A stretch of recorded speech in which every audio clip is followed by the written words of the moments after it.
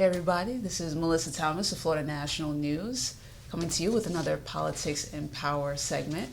This time we are here with Ocoee Commissioner George Oliver. Thank you so much for taking the time. Thank you so much for having me. Absolutely, it's a pleasure to be here. So, first of all, let's jump right into it. Obviously, you made history. One of the first Black elected official in the city of Ocoee. So talk about that milestone and what it's been like, what the experience has been like for you here since your election.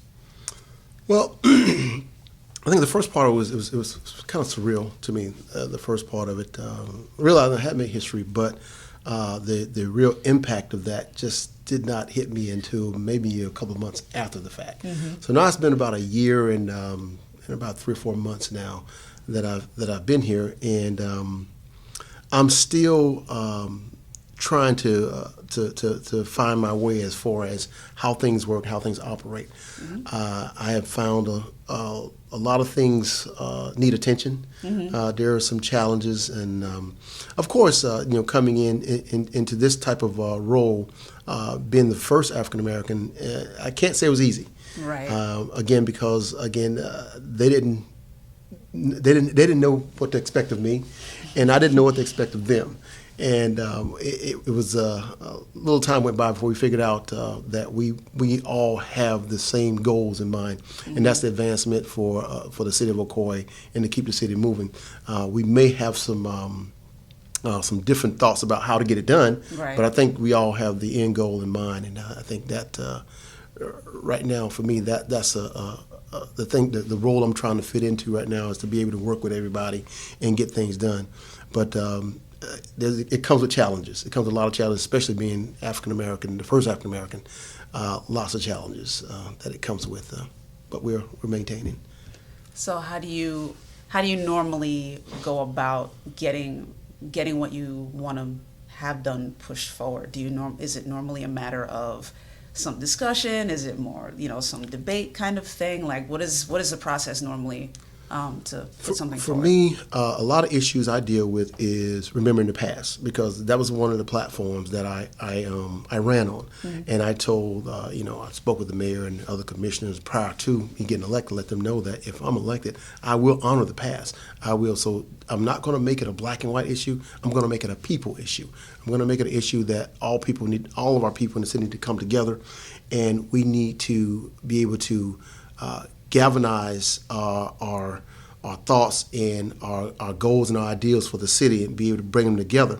So again, we talk about July Perry, we talk about the Court Massacre, we talk about proclamations, and all these things that we've done so far. Mm-hmm. They come with challenges. And how I go about doing things, I sit back and I listen to other commissioners as they make comments about different issues. I certainly read through our agenda every week, every other week. And I look and I see how they vote on certain things. I see what they hold near and dear to them.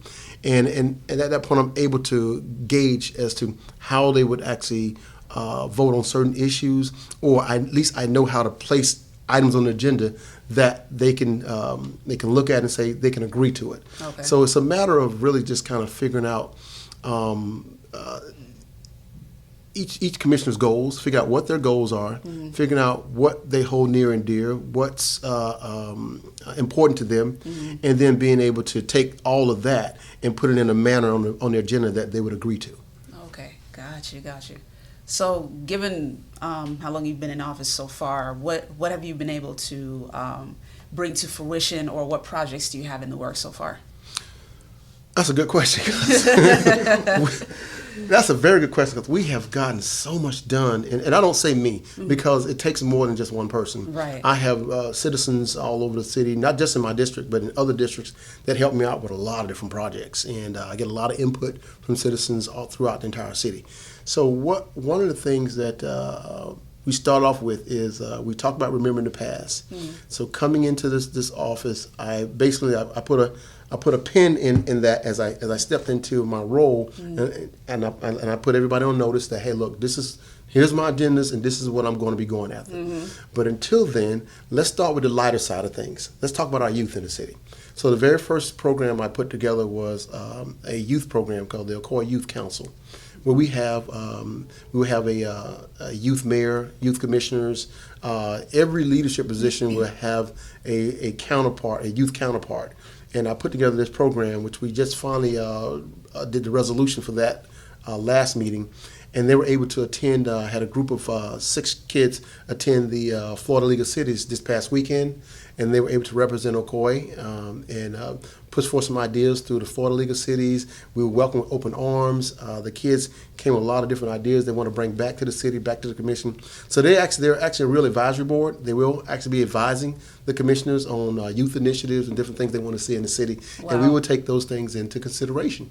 So that's one of the first things we did. And then beyond that, I started a Ocoee job fair. A youth job fair. Where we targeted youth in the city through Ocoee High School, Waikaiwa High School, West Orange High School, and some of our charter schools, as well as some of the private schools in the city, and homeschool kids. And we put information out there.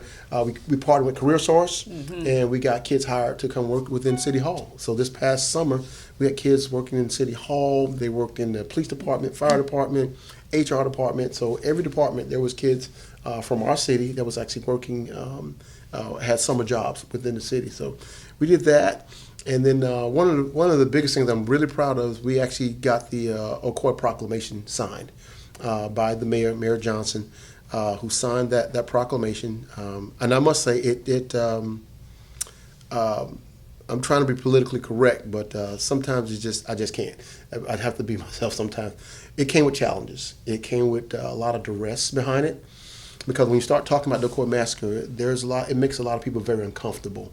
People that's been in Ocoee all their lives, been born and raised here, and of course, there's no African American that was born and raised here. All the ones that was born and raised here, they're no longer here. In 1920, they were ran out of here.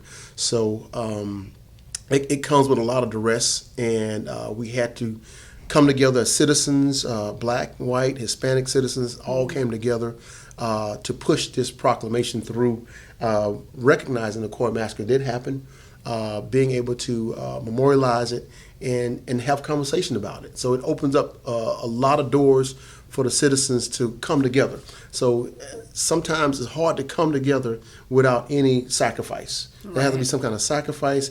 There has to be probably a great deal of duress on some point when you talk about race and you're talking about culture and cultural differences.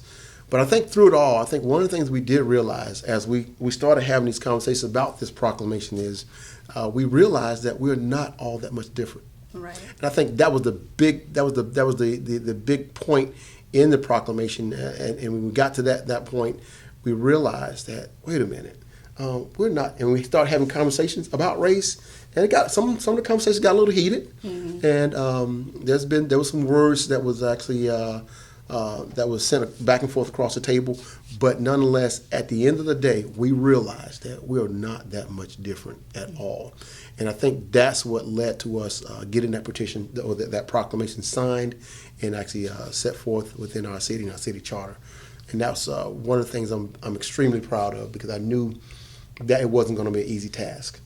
And now we're working on other things. I'm trying to get MBEs, minority business enterprises, in our city contracting. I'm working on that right now.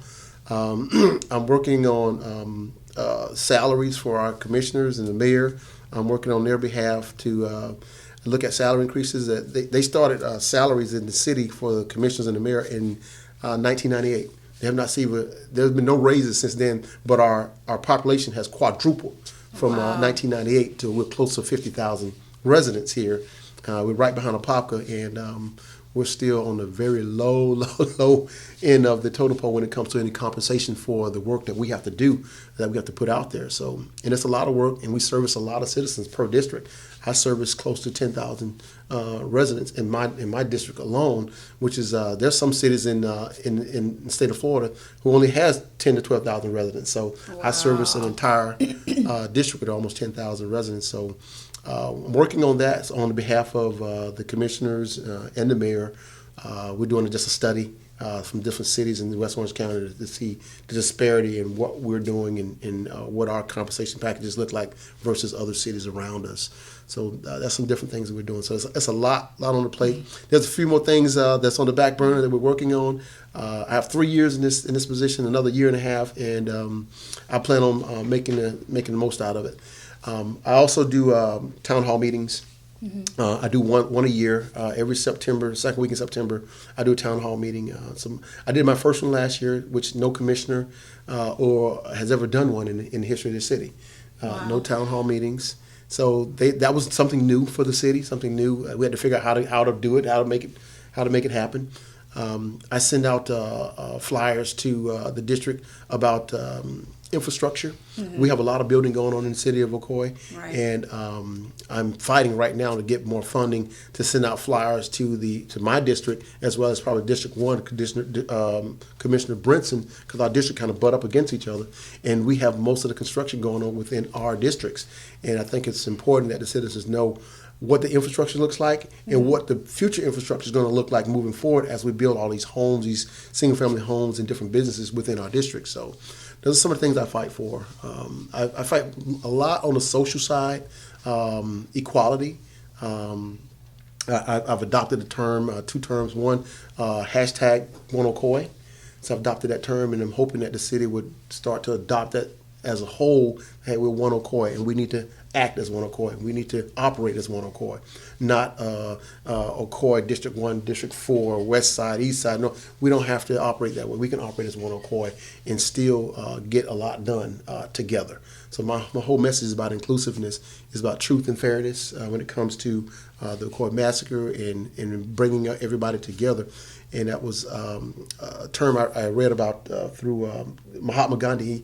He had a term called Satyagraha, which means truth and fairness. And I kind of try to live by that as much as I can. And I try to bring those ideas, those thoughts into the city, into our standard operating procedures, into our contracting, into just the way we operate as the leadership of the city.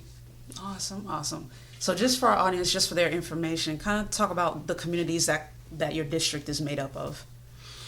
My district is, believe it or not, my district is close to 60% minority or African American. When you combine African American, Asian, Hispanic, and also a large Muslim community, and when you put us together, we're right about 60% within my district. And then you have Caucasian would be the other 41%. And that's the makeup of the district. And my district goes from Silver Star, Clark and Silver Star, goes all up to McCormick Road, which butts right up against Apopka, and it comes back down on Apopka Vineland till it touches Silver Star again.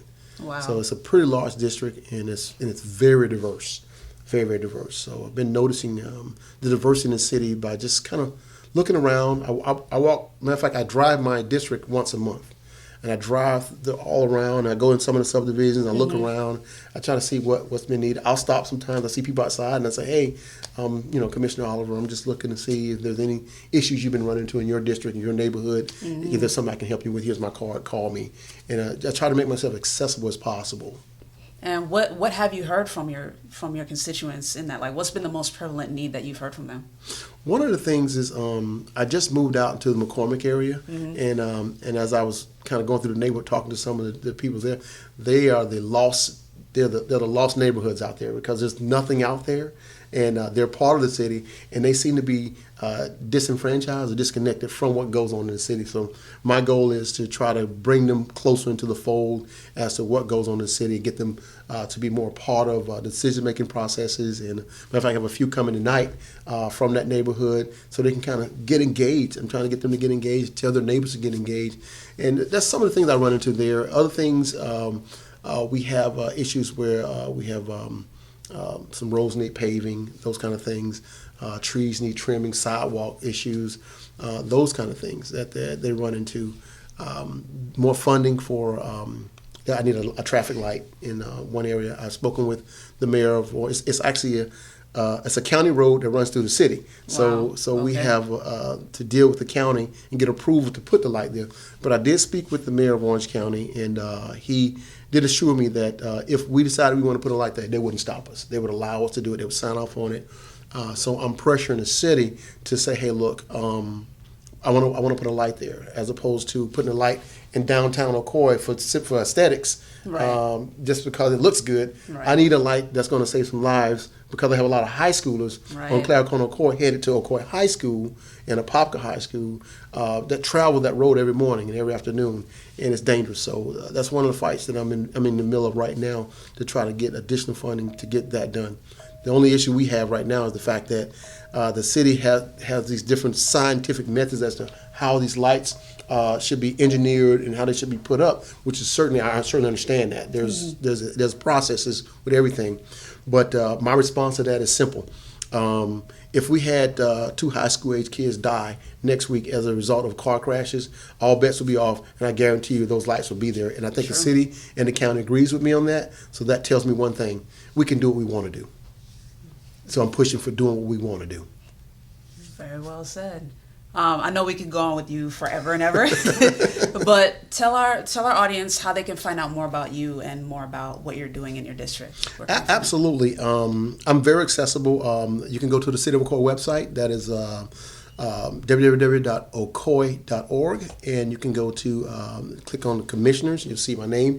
There's my address. I have a fax number, and my phone number is there as well. So all of my contact information, this phone will ring, and I answer it every time. And if I don't, I have what's called a 3F policy.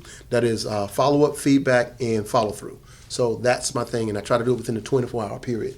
So I'm very accessible, and I always try to get back with everyone for any issues that they have. But if you want to know anything about me, go to the website. My bio's out there. If you want to know anything else personal about me, give me a call, and I'll be more than happy to talk to you about myself and my family and where we are and what I do for a living, for my real job, and what I love doing, which is being the city commissioner for District 4 of Ocoee. All right. Commissioner Oliver, ladies and gentlemen, thank you so much for your Thank time. you so much. Thank you so much for having me.